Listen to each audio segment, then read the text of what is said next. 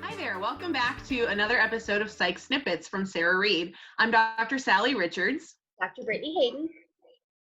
And today we have Will Phillips back with us, one of our doctoral interns, to talk with us a little bit more about taking the time and making the time to engage in self-care. Hi, my name is Will Phillips. I'm one of the current doctoral psychology interns here at Sarah Reed Children's Center. And today we're going to start a conversation about how to overcome kind of one of the biggest challenges that we have when trying to incorporate self-care. And it's really just trying to find the time to do it. We all know we all have pretty busy schedules, whether we're in a crisis or not. There's so many different things that we fill our day with when it comes to work, childcare, elder care, trying to make time for our friends, trying to make time for just random things that happen throughout the day. And so our schedules tend to fill up pretty quickly. And so sometimes we can neglect some of those things to do for self-care.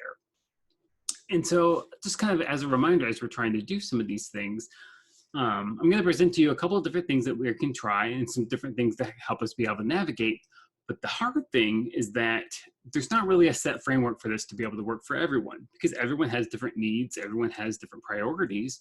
And so a lot of what I'm going to ask you to do is really just trying to figure out, okay, how can we do some experiments here? What's some things we can all try to figure out what might work best for each of us? Because we're all going to be able to do different things and are going to have access and flexibility in our schedules. Some people are going to have more than others. Some people are going to have more needs than others. And so it's all about trying to figure out what fits best for you and the people around you. And so part of that is that of trying to kind of figure out some of these things, it's just having a conversation with the people around you. What are other people around you able to do? What are other people in your workplace? Having that conversation with the people around you, particularly those around you who maybe have similar schedules or have similar needs. Again, if we think about the people who are around us, either our coworkers or our friends, or sometimes for some of us, those get to be both. Talking with them a little bit about, okay, hey, what are some things that you're able to do for self-care that's helpful for you? And sometimes that can at least get the ball rolling for us to give us some general ideas of people who are in similar situations to us by starting that kind of conversation. And it also kind of helps us not feel alone. Sometimes it can be challenging because it feels like, oh, we're taking on all this pressure ourselves. And then when we start having that conversation with the people around us, we're actually able to identify and kind of figure it out. Oh, actually, other people are able to kind of manage these things too. Now, again, sometimes that can get discouraging because it feels like, oh, well, this person's able to do all of these things. Why I should be able to do that too. But again, understanding, even though people may be in some similar circumstances, everyone's got different needs, everyone's got different priorities, and everyone has different capabilities. So again, if you see someone who seems to be a rock star at doing self-care, doesn't mean that you're failing at it. It doesn't mean that you're struggling or not, or being extra challenged. It just means that we have to figure out other things that might work for you. And so everyone's going to be a little bit different. And in that same vein, when we're trying to figure out, okay, how do I fit all these things into my daily schedules? And again, I would point back to one of the ideas that we've talked about previously, and that you really want to try to focus on just starting off with something small. Maybe it's adding in 10 minutes of a drawing time during your day. Maybe it's trying to go to bed 15 minutes earlier than you normally would, maybe 30 minutes earlier than you normally would, just trying to try different little things here and there. Some people are going to need longer amounts of time. Some people need a full hour to be able to kind of decompress if that's what they're trying to accomplish with their self-care time. So some people are going to say, okay, I'm going to give myself this dedicated hour to watch a full TV episode, or maybe 2 episodes if we're talking 30-minute episodes or something like that. And so trying to vary up the time and trying to figure out, okay, what size chunks might be helpful for me, and then how am I going to be able to kind of figure that out into my day. So some people tend to kind of put self-care at the very beginning of their day so that they're able to accomplish it right then and there. They can start their day, and that kind of helps them carry them throughout the day. Other people like it towards the end, where it helps them kind of decompress at the end and kind of be able to go into their sleep routine or into their sleep hygiene routine a little bit refreshed. Some people need it kind of peppered throughout the day so that they're able to kind of keep maintaining. Because that's the other thing to remember as well. When we're engaging in this self-care, it's going to help us be able to be more productive in those times that we are working. So sometimes we have this mentality of, oh, I need to be working right now. I should be doing all of these different things. But if we remember that by engaging in that self-care, it's going to let us be more productive in those other times, essentially, when we're engaging in self-care, we're actually helping ourselves. We're helping become more accomplished. We're helping us accomplish all the other tasks that we have throughout the day. So helping us shift that mentality to where, rather than self-care being this, oh, this is kind of self-indulgence, or this is this selfish thing that I don't need to be doing this, I need to be working right now. If we kind of shift that mindset more towards, this is what's going to let me be more productive, this is what's going to let me be a better caregiver, then it helps us kind of, again, make it more of a priority for our schedules and make it more of a priority for ourselves. And remembering too, kind of like I just mentioned, that by engaging in some of that self-care, it's going to make us better caregivers. So a lot of us, sometimes our time is very variable because maybe we're caring for children, maybe we're caring for multiple children. Maybe we're caring for an elderly parent who lives in the home. Maybe we're just caring for a loved one who just needs some extra help right now.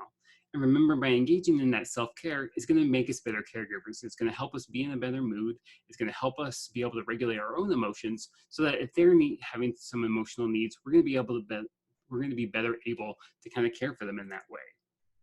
In addition, it can also be helpful, again, while we're trying to think of all these little things that maybe we could be doing, trying to prioritize what area, or trying to prioritize rather, what area we want to focus on. So remembering our acronym PLEASE of all those different areas that we could be thinking about, and trying to figure out where is our need, where is our current highest need. Maybe you're an individual who has a lot of physical demands on you throughout the day, so you really need to focus on, how do I maybe increase my sleep? How do I help maybe some of my dietary concerns? Maybe you need to schedule in more physical rest throughout the day. And so that might be your kind of priority, saying, okay, that's the first thing I'm going to try to address here. Maybe you're someone who has a lot of emotional needs. Maybe your job has a lot of external mental stress on you. Maybe just your day-to-day life right now has a lot of mental stress with it. I think a lot of us are in that situation. And so trying to figure out things that maybe are helpful for our mental state. So maybe that's drawing for us. Maybe that's engaging in some creative writing or journaling to kind of help us reflect about our day. Maybe it's getting some distraction in there. So whether that's playing a video game or watching a 15-minute cat video on YouTube or something like that. And so trying to figure out where in these things, where is our priority? What are these areas that I need to focus on?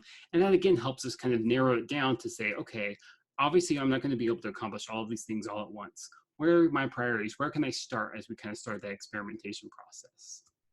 And so, like I kind of alluded to at the beginning of our video, part of this is also just having a conversation with the people around us. And so if you have some good ideas or good thoughts of things that you've tried with self-care, let us know in the comments below. We'd love to hear from you. We'd love to be able to kind of say, hey, here's what some other people are doing. Because again, there's not a set path work for everyone. There's not a framework that's going to work for every single individual. It's all about trying to get creative and trying to figure out, how do I incorporate some of these things in my day-to-day life, and kind of looking at the examples of what other people are being able to do. So this has been Will Phillips, and I hope to see you in our next Psych Snippet. Thanks, Will. That was great information. I think that one of the things that I really liked about that is the idea of reaching out to others as a form of self-care, to talk about self-care. I think even throughout the day, whenever I need to check in with coworkers, those mini vent sessions throughout the day are really refreshing. Yeah, and one of the things that Will said was that, you might find your time when it's going to work the best for you. You might find that you need that, like you said, about, several times throughout the day. You need that. That's your best form of self-care, is having something in the morning and then something midday or something mid-morning. You decide for yourself what's going to work best for you. Yeah, and on the flip side of that, I also think whenever you are kind of having those conversations about self-care, not to feel bad or feel like you're doing it wrong because you're not running 5 miles a day or, eating a certain number of calories every day. I think that really you're supposed to pick and choose the things that are going to work for you, that are actually going to be a form of self-care, and not just another way that you're hard on yourself. Right. You want to be very careful to not compare yourself to other people, because everybody's different. Everybody's needs right now are different. Everybody's starting point for what their needs are is different. And so your self-care is going to look a whole lot different than your best friend, or even your spouse, or a parent, or your children, depending on who you're around. But you know, if you're going to compare yourself to anybody, compare yourself to yourself so that you can see like, okay, here's where I am and here's where I want to be. And then what do I need to do to get there? And I think too, it's this is kind of in the culture that we talk about self-care as a means to be more productive. And we need to release ourselves from that. It's not about being more productive. You know, I think a colleague of mine said that if I want to binge the entire show of Tiger King, that can be self-care too. You know, like it's just about what's right for you when you need it in the moment. So I think it's okay to release ourselves from feeling that pressure to do self-care so that we can get more done.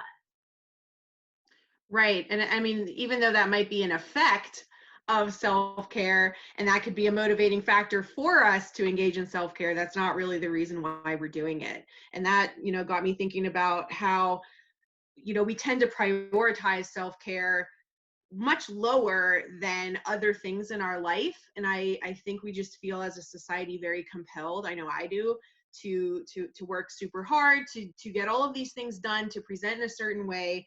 And really, it's important to just make sure that taking care of yourself, especially right now when there's all these added pressures, is just as important of a priority for you as everything else going on. You know, make sure it's as important as spending time with your kids, or make sure it's as important as doing your yard work, or making sure your grass is mowed, things like that. This is a priority. And except right now that you might have more needs than you would typically have. Yeah. Needs for self-care right now might be different than what they would be under quote unquote normal circumstances. You know, one of the things I've been saying is you can't expect a normal response during abnormal circumstances. And so your needs right now are going to be different because all of the variables are different for us right now. It's kind of like what Will said in his previous video about your threshold being so much lower. Mm-hmm. You know, you're going Right, to need exactly. to engage in more self-care now. So, Right. Sally, I think that was really great information, and thanks to Will for putting that together for everybody. Yes, thank you, Will. And remember, if you have things that you want to hear about, learn about, for us to talk about, please let us know. Drop us a comment. We are so happy that you're joining us for these videos, and we hope that you take care of yourselves and each other. And stay safe. Bye-bye. Bye.